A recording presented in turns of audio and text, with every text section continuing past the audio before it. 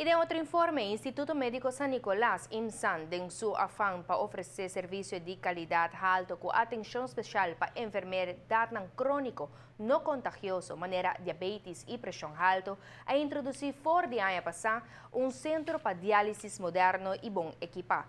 Mais de 40 pacientes recebem tratamento no centro de diálise fora de personal qualificado e especializado. Com vista à amplificação de centro, IMSAN segue educar seu personal. Com grande satisfação, IMSAN anuncia que seu empregado Ricardo Cruz graduou recentemente fora do Instituto para Formação de Enfermeria na Corsol e está une seu mês na time permanente do centro de diálise. Ricardo Cruz não é um enfermeiro desconhecido. Ele cuida de paciente no momento de parto, já que ele trabalha como veloz verpleegkundige no hospital. Com mais de 30 anos de experiência, Ricardo Cruz tem a oportunidade de educar seu mês em ramo de diálise. 2 anos passados, decidi de cambiar de trabalho.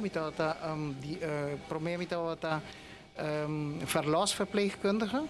Eu ajudo a gente na baby. Pero haya chance de vai siya pa dialyse, mas di vai Corsol.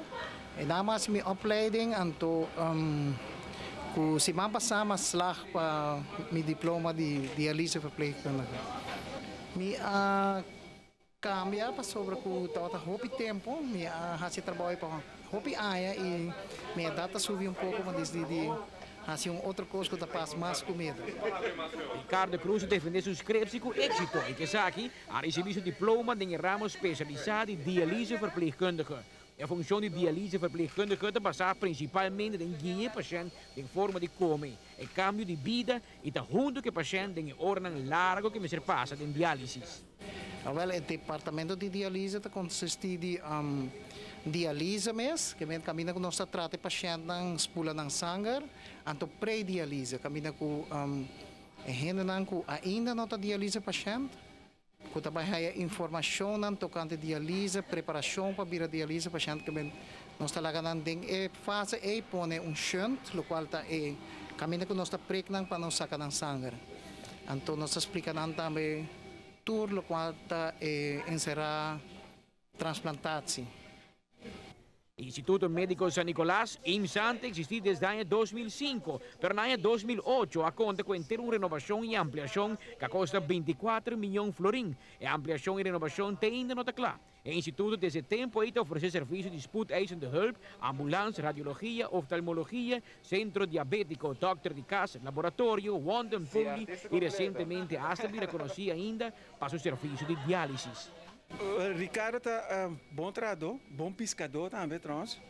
Então, pero nunca te deixa pescar para nós. Pero está all around. Está de turcos, está de medicina, está al tanto de gente.